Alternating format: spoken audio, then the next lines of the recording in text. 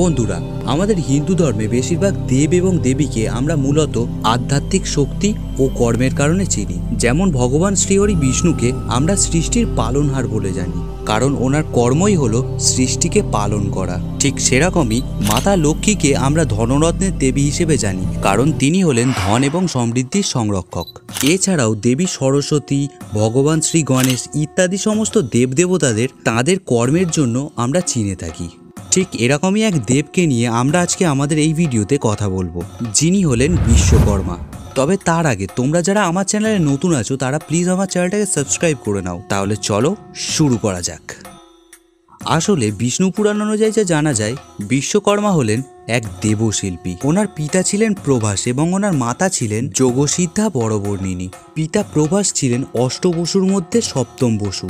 এই অষ্টবসু হলো ধর, ধ্রুব, সোম, অনিল, অনল, প্রত্যুষ, প্রভাস এবং দ্রু।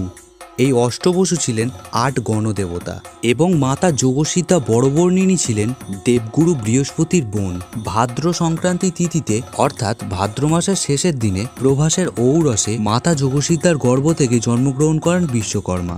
এই কারণেই এই দিনটিতেই মর্তলোকে ওনার পুজো করা হয়।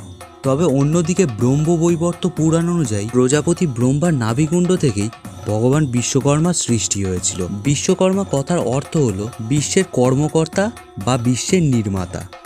আসলে ভগবান বিশ্বকর্মা দেবশিল্পী নামে বিখ্যাত হওয়ার পেছনে কারণ একটাই, কারণ তিনি সমস্ত দেবদেবীদের অস্ত্রশস্ত্র থেকে শুরু করে স্বর্ণালঙ্কার, ইমারত এবং যে কোনো শিল্প ওনার দ্বারাই সৃষ্ট।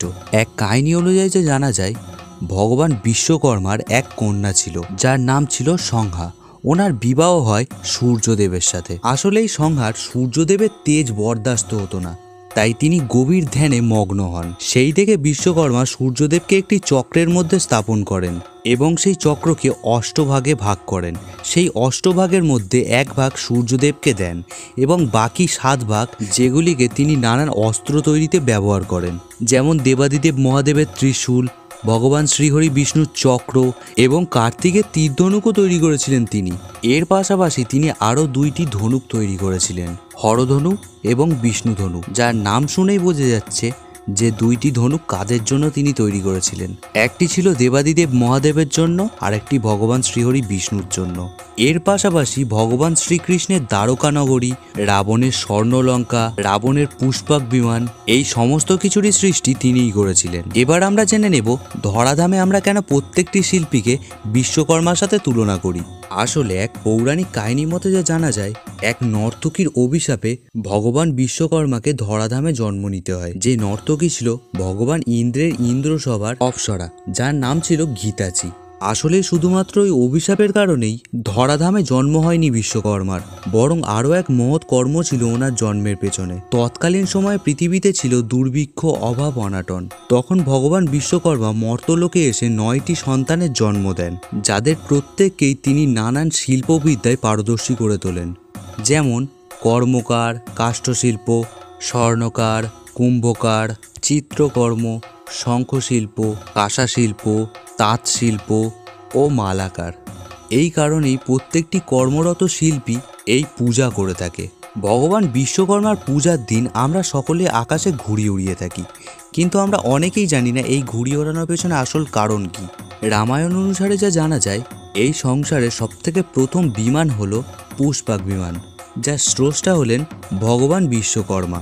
তাই আমরা নিজের অজান্তেই ওনাকে শ্রদ্ধা জানিয়ে আকাশে ঘুড়ি উড়িয়ে থাকি। তো আজকের ভিডিওটা এই পর্যন্তই ছিল। তোমাদের যদি ভিডিওটা ভালো লেগে থাকে তাহলে প্লিজ লাইক করো আর একটু শেয়ার করে দিও।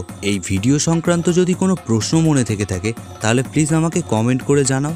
আর তোমাদের কাছে যদি এই ধরনের পৌরাণিক কাহিনী থেকে থাকে তাহলে আমার ভিডিও ডেসক্রিপশানে ইনস্টা আইডি আর ফেসবুক আইডি লিঙ্ক দেওয়া আছে, সেখানে এসে তোমরা আমাকে মেসেজ করে জানাতে পারো। দেখা হচ্ছে পরের ভিডিওতে। ততক্ষণের জন্য সুস্থ থাকো, ভালো থাকো আর আমার সাথে ভালোবেসে বলো জয় বাবা বিশ্বকর্মা।